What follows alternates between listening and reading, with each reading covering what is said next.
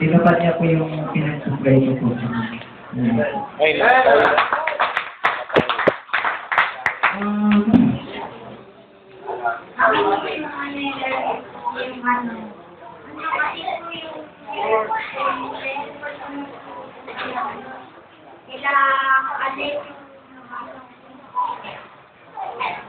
sabi po ninyo nabasa ko, pinagkakaroon lang daw po, may isang ano daw, may kain daw po na isang tao. Hinamag-pray daw po niya, isang daw po yung isang po yung ayun na, tinatawag daw po nila yung sa leg yung doon, dito sa leg pa.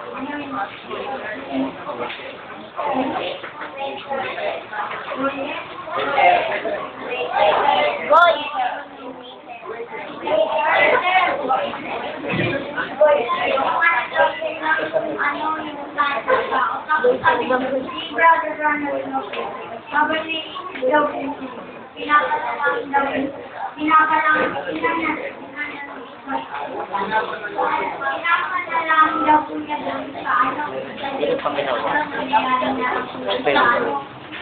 May ayoko magawa ka. Ayoko magawa ka. steady lang. Habang pinapag-pray yung Brother Branham, Nalanalaman ko. Tapos yung mananalangin daw po yung isang tao. Parang may daw po, may mga kasama daw po dun sa church, yung mga tao, mga kapatiran daw po niya. Nila, yung lalaki daw po, may hawak daw po sa camera tapos nagpupunan daw siya ng mga ibig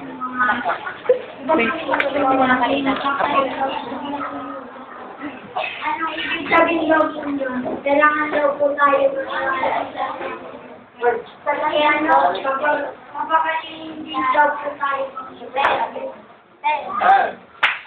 Amen. Okay, yes, Ate. Isa-isa lang yung family. Ate Melody.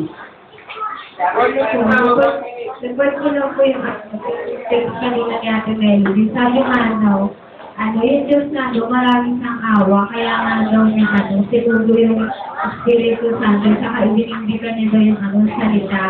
Sabi ko, yung salita daw na Diyos, lagi niya daw yung tinutupad. Tapos, sa nabasa ko sa booklet, yung sa 17th namin, sabi, yung 144,000, kung nga doon sila mga hudyo, sabi, hindi daw sila yung mahiwangan sa ni Kristo, kundi yung mga lobyan ni Kristo, yung mga tayo nga din mga hindi. Tapos sabi, hindi ka na makakapasok sa mahiwangan katawan ni Kristo, kung hindi ka pa daw nababol sa mga Espiritu Santo. Kailangan mo daw muna mag-bawin mo sa Espiritu Santo bago ka magano. Bago ka pumasok sa mahiwangan katawan ni Kristo.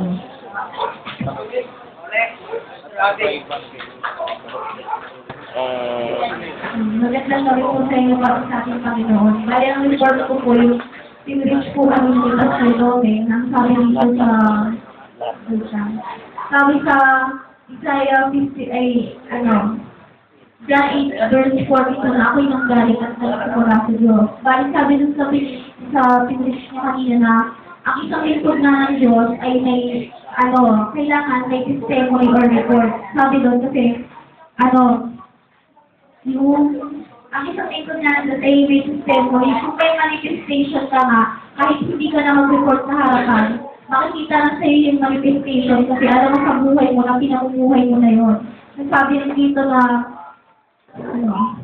sabi rin na, kung gusto mong lumago, kailangan may pagsubok na dumating sa buhay mo. Sabi rin dito na yung disrespect, kailangan, yung respeto nga, kailangan natin yung sa isa't isa. Tapos sabi rin ni Pastor Logan doon na, kunwari may sakit yung isang kapatiran nyo, dapat, kung ipag-pray mo siya, dapat, yung sa'yo, kung may bad attitude ka man, dapat hindi mo ipag-pray yung tao yun kasi parang mapupunan sa'yo ng tao na pinag-pray mo yung sa tao pero nakikita naman sa'yo na may pagka-bad attitude ka. Tapos sabi na, bago mo ipaliwanag yung mga gagawin mo sa harapan, yung mga ituturo mo, dapat pag-aralan mo muna ng mabuti yung Meron. Yung pero ang takot pag nabibreak, nagiging masigasig ko. Next, si Peter. Nangyari rin dito. Tapos tulo si Alvin. Ayan, oras na lang. Oras na. Alam po yung yung sabi ko, kapag yung isang Kristiyano ay prayerless, nahihina siya. Tapos sabi na kapag yung prayer righteous, dinidinig ko na. Tapos kapag di naman daw po righteous yung prayer ng isang tao, dinidinig ko. Tapos sabi nga na, paano malalakas yung isang Kristiyano kung siya naman ay nahihina sa prayer. Tapos sabi nga na, kapag binabasa natin yung Biblia, nakausap tayo na yun, tapos binibigyan niya tayo ng revelation. Ayos ka na ito.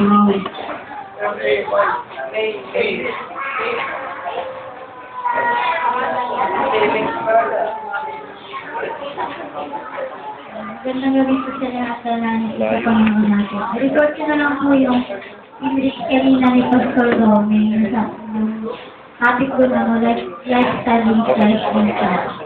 Sabi nga niya dun kanina sa Isaiah 34 verse 2, sabi ko, tayo nga daw magsalita tayo sa ng Panginoon, yung pagiging binayo natin. At sa kanina, sabi nga, sa Hebreo 13 verse 9,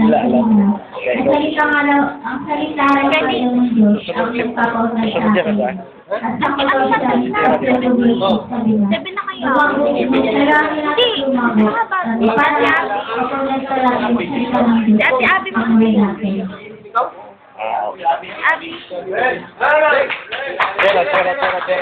Chera. Maglalakad ka pa, 5 seconds. Ang iinit na mga yung people natin. Nakakuhaan mo ang outfit. Kasi siya ko lang po yung sinasabi ng Dr. Dom kanina. Sabi, yung ibig sabihin daw po ng prayer, pagbabahagi sa nilalaman ng puso ng Diyos. Sabi ka, marami daw kung ngayon na example, pag sinabi mo nakakaroon ng aking sa ng loob. Ibig sabihin mo, nakakarinig daw po sila ng word of God, pero hindi daw po nila sa puso. Sinasa isip lang daw po nila. Tapos sabi, Ano yun? Okay. sabi ko, na bawat aspas na tagumpay ng isang Kristiyano, tumataas yung daw po yung aspas ng revelation. Yun nga yung daya. Sabi niya, Yung maraming ang Kristiyano na magaling magturo, pero wala daw sila ng revelation. Yun yung daya, ito.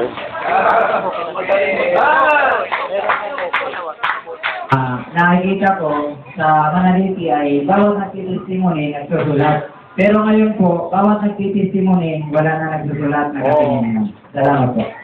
Kaya yun yung mami. Nakuha ko yun Daya. Mami.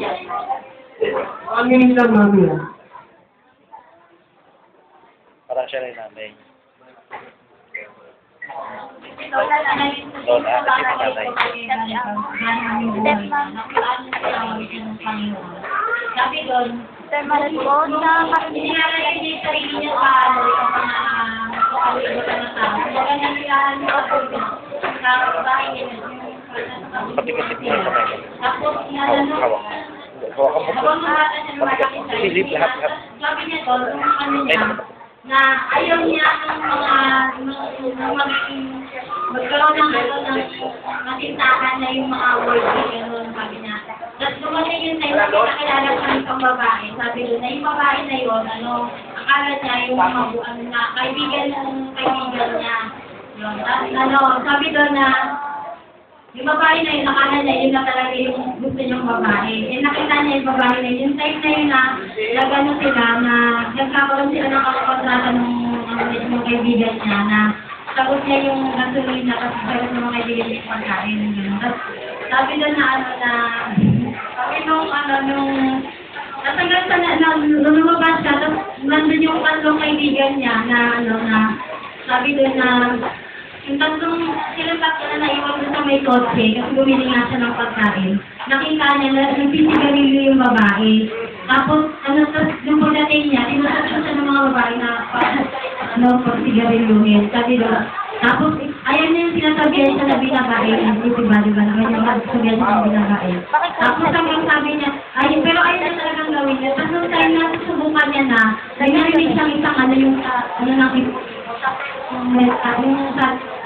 na huwag mong tutumisan yung katawan mo, huwag kang titikim ng sigarilyo. Nagpatitikim ng sigarilyo o ng ng harap sa sigarilyo.